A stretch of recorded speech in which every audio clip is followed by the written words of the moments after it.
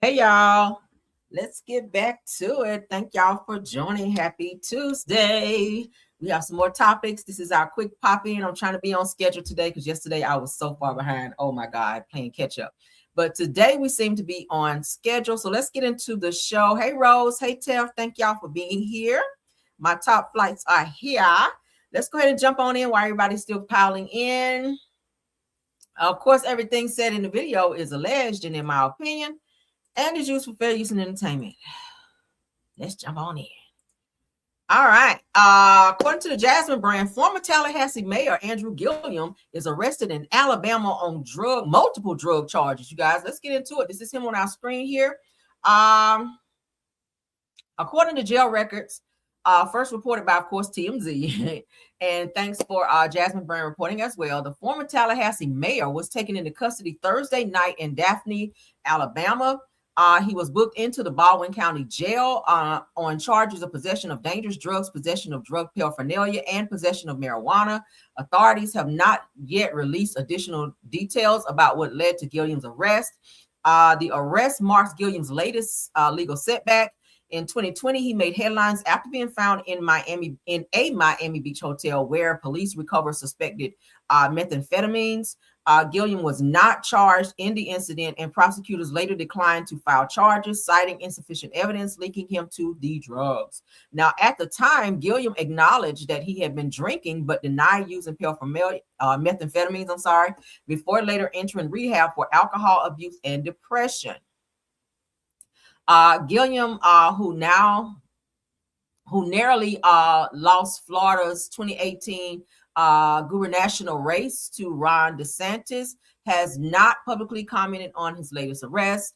The Daphne Police Department has also not released further information about the circumstances surrounding the case. So he apparently has been arrested for drug paraphernalia. I hear this is not the first time, but nevertheless, we'll see what had happened. We'll keep our eyes and ears on that. Let's keep going. Great news for Carmelo Anthony in his case.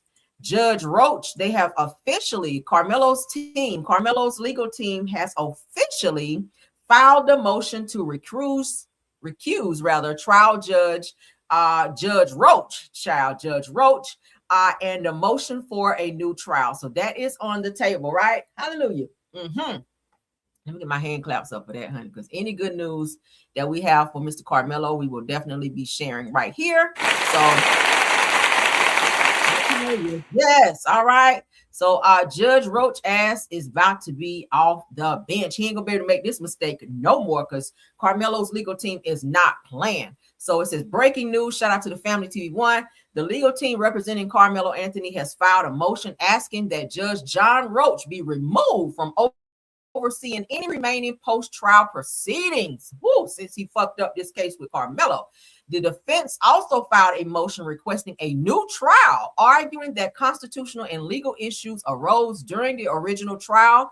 They are asking for those matters to be reviewed and decided by an independent judge, not his ass. All right. So he is not going to be, if this goes through, then he will, if this motion goes through, he will not be able to be on the bench to oversee any more remaining post-trial proceedings. So they're getting him up out of there. I told you guys he was trying to hurry up and go and retire real quick, but I don't think that retirement gonna hit before this new motion that's being hit with Carmelo's 6 attorneys that's working this case, and they not playing. I told y'all, like, they are filing motion after motion. They are trying to turn this shit around. Something new is getting ready to happen in August. I think August 8th, is it? I think it is August 8th because I shared it the other day, where they're filing for the new trial as well. So I think that's when they're looking to begin the process for the new trial. So all of the paperwork for that, all the motions have been filed, as you guys can see. But the Judge Roach, honey, who oversaw Carmelo's case and sentenced him to 35 years, they have filed a motion. Carmelo's legal team has filed a motion asking that Judge John Roach be removed from overseeing any remaining new trial post proceedings. All right, so that's the update on that. Hallelujah. All right, get his ass out of there. He wasn't supposed to be up there anyway. Okay, on some bullshit. All right, let's get into this update for Nolan Wells, okay, the African-American 18-year-old male who was just found the other day, well, yesterday rather, They found his body yesterday. Let's get into the update on that. All right. Shout out to the Shade Room. All right. So they have an update here that says autopsy on body of Nolan Xavier Wells is reportedly scheduled as internet users send support to his mom and family. You know, his mom must be really losing it. I told you guys yesterday that she was talking about she was up for 48 hours trying to find anything, any news or any updates as far as where her son may be. They were hoping to find him alive somewhere, but unfortunately that was not the case. His family was called down to identify his body, and they did identify that it was Nolan Wells. So that's unfortunate, right? But we got to keep going and find out what happened. And usually we can find that out by way of an autopsy. So that has already been underway. So we got to wait to see what that says. I feel like they jumped him and some shit happened, and it's going to come out in the autopsy. Hence the reason why I told y'all this morning in Car Chronicles that everyone that was there, including their parents, have now deactivated all of their social media accounts. They are trying to distance themselves from Nolan to so nobody can ask them questions. Say, well, what about this picture here? What about this, and this? And I'm pretty sure their parents, who two of which work in the legal system, one of which is a judge, probably advised the rest to get rid of any social media outlets so that they can't be questioned on any prior pictures or posts or anything like that that could directly tie them to Nolan. All of the boys that were there with Nolan, as I told y'all this morning, they're saying they don't even recall anything of what happened that weekend. That's highly unlikely. If I went somewhere with somebody over the weekend, I could tell you from start to finish, oh, we got there, the scenery was beautiful. Yeah, we had a little slight argument, but we got past that and we wound up having a really good time. We had a boat ride, we ate this, we ate that. You don't remember nothing? You don't remember anything from that weekend, from the 4th with Nolan? Okay. We're going to find out in that damn autopsy. Now, an autopsy on the body of Nolan Xavier Wells has reportedly been scheduled as internet users continue to send support to his mom and family. Autopsy on body of Nolan Xavier Wells reportedly scheduled. Now, according to WLOX, an autopsy is scheduled to be performed on the body of 18-year-old Nolan Xavier Wells. This reportedly on Tuesday the 7th, that's today. At this time, officials have reportedly noted that the body recovered from Horn Island on Monday, July 6th, appears to be that of 18-year-old Nolan. Okay. However, DNA testing is still needed to officially confirm the identity. Per the outlet, the search for the 18-year-old involved multiple agencies. This reportedly included the Jackson County Sheriff's Department, the Department of Marine Resources, the Gulf Islands National Seashore, and the U.S. Coast Guard, and the United Cajun Navy. All right. Josh Gill, the incident commander for the United Cajun Navy, reportedly told the press that the organization received information from Nolan's family before locating his body on Monday.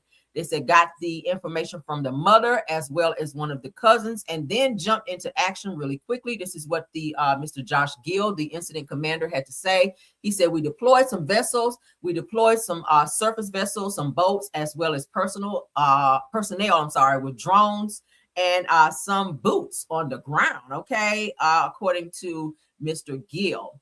Per Mr. Gill, they said the question now shifts to truly what happened. They said that that's the question everybody's asking. We're not law enforcement. We are a volunteer group that specializes in search and rescue and search and recovery. Said that we leave the investigating to the law enforcement officers. All we know is the end result, he reportedly concluded. Now, the internet users send support to Nolan Xavier Wells' mom and family. According to WXXV, Christopher Wells Jr., Nolan's grandfather, has taken to social media, reportedly sharing a post about his grandson being found, but noting it's now time for answers. Additionally, Nolan's mother, Christine Wansley, has also been active on Facebook.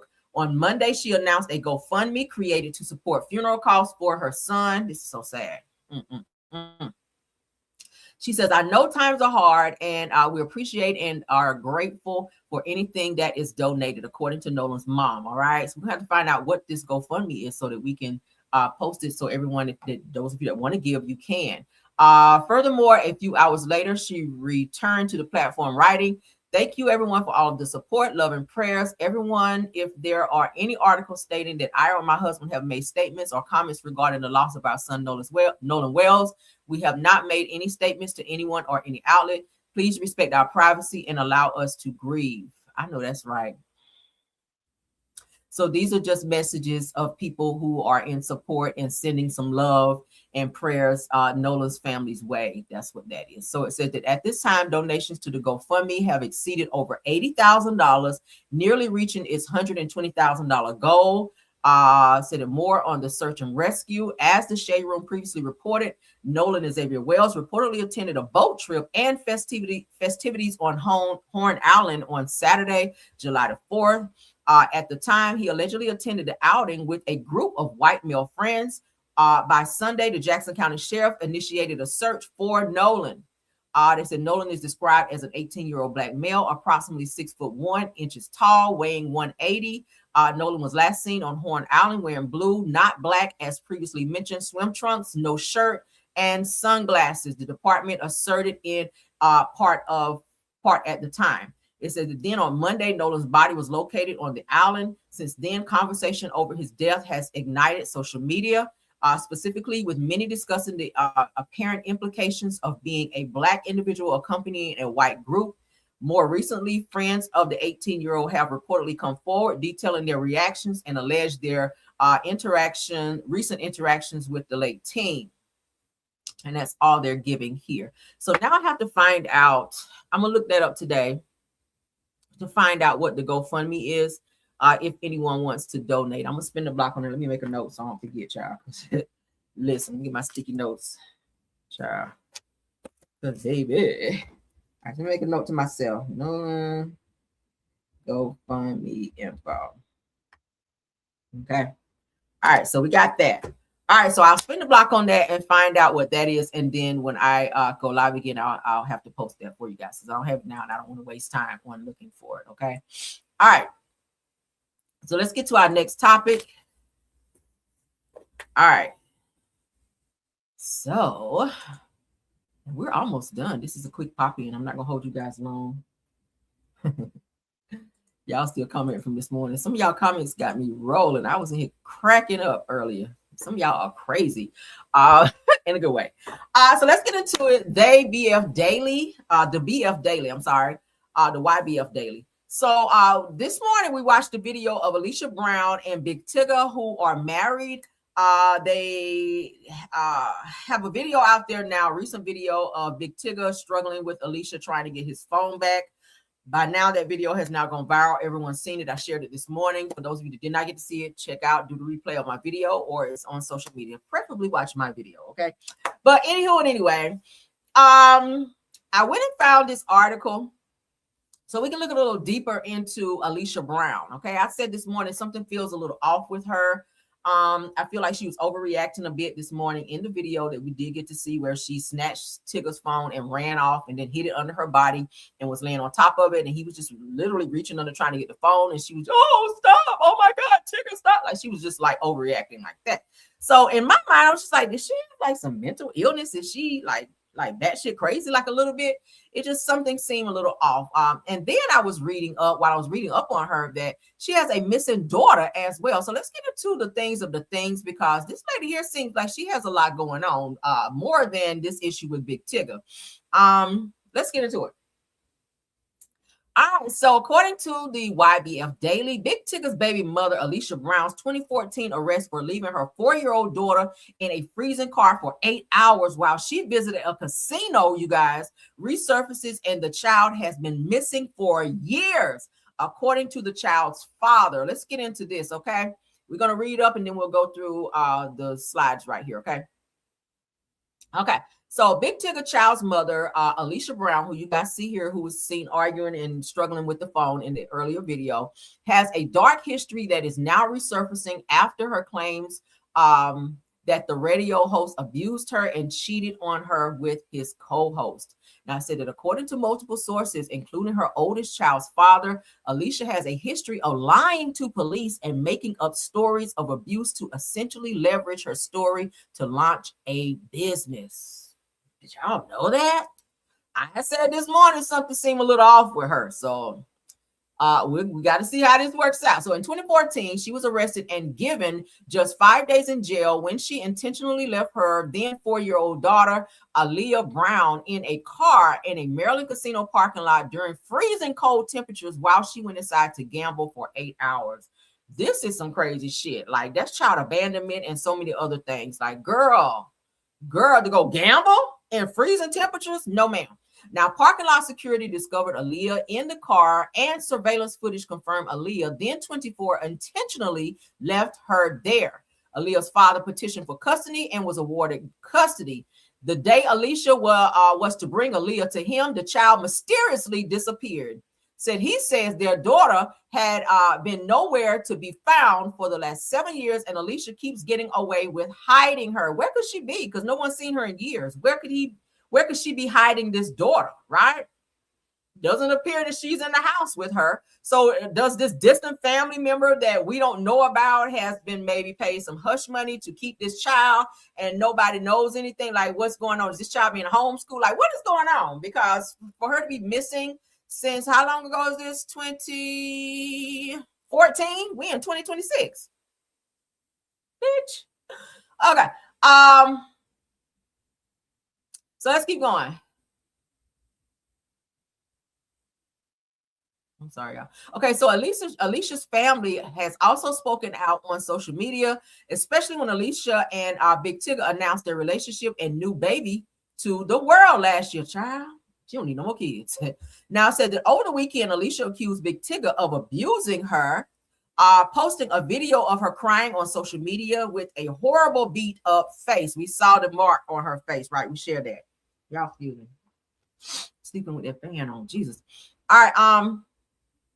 It says, and she accused him of cheating with his co-host, Francesca, which Francesca denied. And you guys also know Francesca has now filed a lawsuit for defamation against Alicia. So Alicia then followed up with an app loading post on Threads. It said that Tigga was missing from his morning radio show this AM, but Francesca was on air. So she was there running the station by herself. Still no word from Tigga on any of this. Well, the most recent video that we have seen was them this morning tussling over this damn phone, where she snatched his phone and ran and was hiding it on her, and was trying to get into his phone, break into his phone to see, I guess, who he might have been seeing or what type of evidence she could find on him for, I guess, cheating on her. So this girl here is fucking crazy, right? So let's get into it. This is her daughter. This is the missing post, Alicia Brown, as you guys can see here. It's kind of small with all the evidence there. We don't really need to see it because we've already read what happened. But this is her daughter, who's been missing since 2014, where she left her in a parking lot. But when she was supposed to give the child over custody to her father for the alleged incident, after the father petitioned for custody, all of a sudden nobody can find Alicia, which is the daughter, right? So they were calling her the casino mom, is what they're saying here, you guys. They were calling her the casino mom. So this is her mugshot. The date of the arrest was October 14th of 2021. For misdemeanor stalking. Oh, she had something for there too. So she had several mugshots. This girl is really crazy. So that's for misdemeanor stalking. That's for a whole different situation. Girl. All right, so it said that the disappearance of a Maryland girl who vanished after a custody dispute remains unsolved more than 7 years later, as renewed public attention has been drawn to the case following recent social media allegations involving her mother. Alicia Brown was 10 years old when she was reported missing from her Rearstown home on May 25th of 2019. Now 17 years old, she has not been publicly located, and investigators continue to list her as a missing child. Where could she be for 7 years? I hope she didn't unalive this girl. Like, I really hope that in order to not give, because y'all know in custody situations where a parent don't want to give the child to the other parent, a lot of time they'll do, some crazy shit. And sometimes unaliving somebody is a part of that. Custody cases bring out the worst in people. Look at Martell, right? So according to Baltimore County Police, Alicia was last seen at her residence on Aaron Russell Court. Authorities have previously stated that there was no indication of a stranger abduction, and reports have suggested that she may have been in the company of her mother when she disappeared. And her mama ain't saying shit. Now, it said that the case followed a lengthy custody battle between Aaliyah's parents. Her father, Darrell Williams, has publicly stated that he spent years seeking custody of his daughter and was ultimately awarded full custody after extensive court proceedings. Williams has said that Aaliyah disappeared shortly before she was scheduled to be returned to his care. The father believes that the mother is aware of Aaliyah's whereabouts. Her mom knows exactly where she is, according to the father. Said that the only people that do not know where the child is are the police and myself. This is what the father is saying. Years before Aaliyah vanished, her mother, Alicia Brown, faced criminal charges after authorities alleged that she left the then 4-year-old unattended in a vehicle for approximately 8 hours while visiting Maryland Live, which is a casino. It said that the incident became part of the custody proceeding that followed. The unresolved disappearance has recently resurfaced into public discussion after Alicia Brown made the series of social media posts involving her marriage to radio personality Big-Tigga. In the post, Brown alleges abuse and claimed that the couple is divorcing. She also made accusations regarding an alleged relationship between Big-Tigga and his radio co-host, which we all know is Francesca by now. Brown and Big-Tigga share a child together, a son who was born 2025. So they got a small child, which was last year. Oh my. I hope she don't do nothing with that child either. Big-Tigga, you might want to get custody of him or somebody. Meanwhile, Alicia Brown's disappearance remains an open missing persons case, and anyone with information about her whereabouts is urged to contact law enforcement immediately. All right, so that's the update on that. I did not know until I read all of this stuff was going on. Crazy, weird. Yeah. So they said that she's doing all of this with some type of business, and it's weird that nobody can find her daughter of 7 years, who is now 17, who she was set to give to her father for full custody because she was an unfit mom, right? You leave your child in the car for 8 hours in the freezing cold temperatures while your ass in there gambling, sitting at the table talking about hit me. Yeah. That's some crazy shit. All right. So this person, finally, Aaliyah Brown, says in January of 2025, says, "Where's my niece Aaliyah Brown?" So this is a family member speaking out on social media, said that she was taken by her mother 7 years ago, and her mother is now having a baby by Big-Tigga. Says someone knows where she is, please share. Willie D. Williams, which I think is the father, says, "As the search for my daughter continues, meet Big-Tigga's newest addition." So he's sharing that this is, I guess, Alicia when she was pregnant. That's her belly. This is Alicia and Big-Tigga. This is them. She says, "Our baby," I guess. So that's just the story about where the child was left in the car and the mother was then put in jail for 5 days. We already read about that.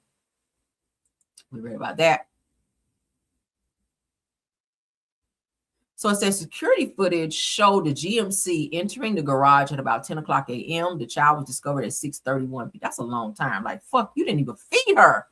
So she was in the car since 10 o'clock in the morning. Bitch, you didn't come out till 6:31 p.m. that night. So what? She didn't get no lunch, brunch. Like, did you leave her snacks? Like, what the hell? That's a long time. Why you in there eating and drinking and your baby sitting in the car from 10 a.m. from breakfast to dinner? There was no food or you didn't feed her. Shit, I was getting to it, I guess. There was no food or drink left for the girl or any means to stay warm. This bitch just dropped her off. Yeah, something is wrong with her. That's a long time for a person to go without food. I know that child was hungry, irritable, thirsty. She was probably dehydrated too for sitting there that long with nothing to drink. Damn. And freezing. Let's not forget about that. So the vehicle was not running and keys were not found inside. So you inside in the warm, getting drinks and food, and your baby's outside freezing her ass off with no food or drink. Gotcha. When asked, the girl told the officer that she was not okay. She also had urinated on herself in the vehicle. It said that Brown arrived on the scene and identified herself as the child's mother, but was placed under arrest. That bitch. Yeah, I don't see it for her no more. I'm sorry. I feel bad for you because I saw that big cut on your face, bitch. But I don't just treat a child like that. Hell no. Fuck no. I'm sorry. Big-Tigga, and I ain't saying that what you did was right, but yeah, I ain't even gonna say shit. Bitch, you need to be locked the fuck back up. All right. And I guess we'll have to wait to see how this situation turns out between she and Big-Tigga, because yeah, we did see some performances in this new video where she was screaming and hollering and he hadn't even touched her yet. So it does give that she does have a little disconnection from reality as related to all the shit that we just read about her. Now I'm a little more enlightened to the person that we've been talking about, right? Crazy. All right, moving along. Let's get into some Real Housewives of Atlanta tea. We gotta go, child. All right. Oh Lord, I stayed on that Alicia thing a little too long, more than I wanted to. Cynthia doesn't feel like there was a plot against K Michelle and doesn't think Portia's oyster comments was shade. So y'all remember in the this past season of Real Housewives of Atlanta, y'all remember the scene where Portia made some type of lewd comment about some oysters that they would get ready to eat. Y'all know they say oysters are supposed to be an aphrodisiac, but Portia was kind of trying to say that the oysters might look like K Michelle's, I guess, wop or something, or smell like K Michelle's wop, because it was said that K Michelle had like a smelly wop or something, like maybe like a fishy or smelly wop. And that was coming from rapper Mano, who says that he had some type of sexual encounter with her, and he got ready to go under the sheets to, I guess, probably munch down there, and he said it was like so funky he almost went down. He almost went up to the king. They almost had to print some rest in peace t-shirts and fry some fish plates for Mano, because he said, baby, he's about to go straight on up to the king after he went under them sheets and smelled that funk. But let's get into what Cynthia Bailey had to say, because she is co-signing. I do not feel like people are actually plotting against Kay. And I guess like when you say plot and scheme, like those words are very intentional and strong. So I don't know if Kay is for everyone, but I don't know of a plot and a scheme per se. Because when we were chatting with Drew was saying it's either the voices in Kay's head or Shamia who is putting that in Kay's ear. Do you think someone is feeding her bad information? Is it just, or is she just in her head? Like who is telling her this? Okay, well, I know she's reacting to something. I don't think she just made it up. Okay. And I don't want to ever invalidate her, feelings to even put that out there. Right. However, I'm not privy to it. But let me just say this as a friend of the show. Now, I'm not at every scene. I could have missed something. Something could not have come across my desk. But from what I know from the ladies that I've been around, I know nothing of a plot and a scheme. But I really am excited to get to the bottom of it. And we're shooting the reunion soon. So I really hope that all of that is laid out as beautifally as these pastries are. So you think? Now, this video, she must have pre-recorded this, because as we know, the reunion has been already recorded and has already wrapped. We talked about that already. They've already confirmed it. Even Andy Cohen has confirmed that the reunion has wrapped. So we're just waiting for them to give us a date as to when it's going to show, right? Real Housewives of Atlanta will be back on the 12th, I think it is. Let me make sure. Yeah, which is on a Sunday if you guys are watching. So check that out. But yeah, I don't think there was no scheme set up against K Michelle. I think that she likes to overplay things in her head whenever she's going through things, and she might be a little schizo. I don't know, allegedly. But she does give crazy vibes nevertheless. K Michelle, she did not perform well this season. I really don't think so. I think she internalized way too much. Everybody was ready to move to the next phase of the show. She was still stuck in season 1, and the shit was fucking irritating. And I was just like, girl, I was rooting for you, and you fucked the thing up. You fucked the setup up. You did. But so shout out to Cynthia Bailey for saying, yeah, there was no scheme. The only person that was scheming, child, the only person they say was scheming was Todd. Okay. According to Kandi's auntie, and said it was a scheme that Todd set up, not K Michelle, child. So I don't know where that came from, where K Michelle is out here talking about somebody scheming. Yeah, no, ain't no scheme. All right, but let's get into Kandi, where she's sitting down with T.S. Madison, and she's telling T.S. Madison that the person that Todd cheated with was not somebody that they messed around with together. Okay, well, she's still talking about this cow now. But so the Kandi makes it clear that her marriage to Todd Tucker was not broken up due to anyone that they entertained together. So it's given that it's not a person that they frequently had threesomes with. It was an unknown person that Todd decided that he was gonna go check out on his own and have a little fun. Maybe it was that type of scheme that he was setting up, child. He was doing something, because it ultimately wound up getting he and Kandi divorced. But let's get into what Kandi had to say. Moving forward, anything from those 11 years, like moving forward to put what you trying to ask? No, girl, I'm just saying. Okay, no, because girl, okay. So the streets I ain't want to be over here and do this on this one. So the streets has said, because the streets has said that y'all was I see. Okay. Let me be clear. So let me be clear. Okay. Let me be clear. nothing that he and I had done together or Okay. anything that we had, anybody that we've hung out with or whatever, Mhm, had mhm. nothing to do with our breakup. Okay. That's what I would say. That is untrue. Like, there is nothing that he and I have done together, nothing that nobody that he and I have hung out with has ever had anything to do with Hung out with means threesome, girl. he and I breaking up. All right. So you can just take that how you want to take it. I got it. I'm not here to confirm or Yeah. deny anything, but what I will deny is that flat out nobody that we've ever hung out with had anything to do with me looking at him crazy. Okay. Or us breaking up. You know what I Right. mean? Okay. You know what I'm saying? Listen. So that's not true. People make assumptions. Like, you assume because you see me out with somebody, like, ooh, that must be the reason why they. No, Because you know the streets you had got actually down there. don't know what you're talking about. Girl, I'm telling you, listen, the streets had got down there. They had got real deep down there. And I was like, girl, People was doing the most because I saw some of the stuff that the people were saying. The streets was saying this and the streets was saying that. But I was like, oh, I really want to tell you that you don't know what you're talking about because that. With all due respect, Kandi, you introduced this lifestyle to Todd. Todd just wanted to be married, but you came to him and said, "Oh, our marriage, our SEX life is a little boring. Why don't we bring some people into the bedroom to spice things up?" Again, you have a whole toy line that you could have introduced to your husband and used on yourself to turn him on. When you open Pandora's box to bring other people and other spirits into your bedroom, then that's the shit that happens. I keep saying it's gonna always be another bitch out there that can outdo you in something or that's willing to go further than you're ever willing to go. It's some freaks out there. All right. And they say the motherfuckers come out at night. The freaks come out at night. You got some freaks that hang out during the day too. But you got to be careful when you invite, freaks to come and be in the damn bedroom to help satisfy you and your significant other and or spouse, because it can definitely be a problem to where your spouse might like what they're doing a little bit more than what you can do. And they say Kandi is a huge known freak out here, right? They say Kandi is a whole damn freak. But I just never understood why you felt it was deemable to bring someone else into you and Todd's marriage, and y'all were having problems 6 months in. Y'all were seeing marital therapists 6 months in when y'all should be like in happy bliss and still in the honeymoon phase, and y'all should be having SEX 2-3 times a day. Shit, that's what you do when you first get married. Y'all are still in the honeymoon phase or whatever. But anywho, it just makes no sense.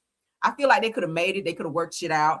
You're gonna have problems in marriages. There's no perfect marriage out there, but you got to be careful what you introduce into your marriage and what you bring from the outside in, because ultimately it can destroy your bond. You help destroy the bond between you and Todd. And I'm not saying that Todd was not guilty of some things, but don't introduce shit like that to your spouse. And then it's like giving candy to a baby. You give a sucker to a baby, ain't no taking that shit back. Ain't no taking no chicken bone back from no damn baby when you give it to them and they done gnawed on that thing. They want that damn bone. They want that sucker, right? Hell, try to take some food away from a dog when they hungry and see don't your ass get bit. And that's the same way it was with Todd. He's like, damn, you bringing all these beautiful women in here that's, kissing here and touching there. And then you're like, oh, well, let's just work on us. He's like, us who? Who's us? He ain't think about your ass no more. Don't do that. Let's keep going, child. It ain't got nothing to do with it. Baby, no.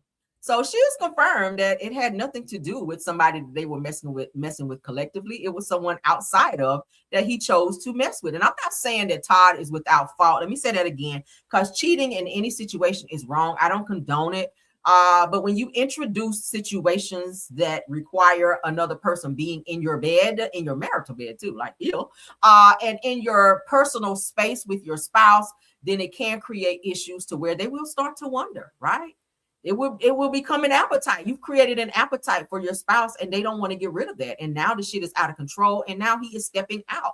And now women nowadays are giving hall passes to their men and say, hey, as long as you let me know that you're going to be with certain, such and such person and where, like they want to know all the details of who you're with, where you're going to be and when you're going to be with this person. And sometimes they want to know what you did just to satisfy their curiosity. And this shit is fucking weird. Like, why even get married if you feel like you need to do that? I just never understood it. But child, this is this new age stuff. you know, I'm old school with my shit. I done told you I don't even share food, so I damn sure ain't about to share no man. All right, I don't play that bullshit. But yeah, that's what Kandi had to say. It was not a person that they were humping on together. It was an outside person that Todd chose. So hey, it is what it is. Y'all, that is it for this video. Sound off and let me know what y'all think. What y'all laughing at? Nakia Jackson, she laughing at me. I'm just saying, shit, I don't share my food. I don't like to share my food, and I damn sure ain't about to share no penis. Fuck that. Okay. But thank you all for being here, to my mods. Y'all know I appreciate y'all. It's okay. Thank you all. Thank you all for joining. And I hope you guys enjoyed this video. At the end of the day, child, whoever Todd was with, Kandi, you could have been in there giving him that good, because you are very low. She probably Kandi gives it. She probably be singing while she's in there trying to please Todd. And Todd was probably sick of that shit. She was probably in there singing and doing all them Billy Goat runs, and he was sick of that shit. And he said, "Look, I'm gonna find out somebody outside, because I can't do this shit no more. I can't even get up no more." He probably had to take a Viagra and everything to get right with Kandi ass in there saying, "Whoa," on that shit. But yeah, so Todd said he want to go somewhere where he can. Did she I think that's what the other girl had him doing. Todd was in the bedroom. See, Kandi, you supposed to be doing that. But anywho, thank you guys for joining. Oh, I love my sound effects. We'll see you guys on the next one. Okay, y'all have a wonderful. Yes, honey. Okay, yes, honey. Todd New Flame had him in the bedroom hollering. Okay, she was doing some things that Kandi couldn't do, right? He was hollering like that child, and the neighbors that had to up and call the po-po.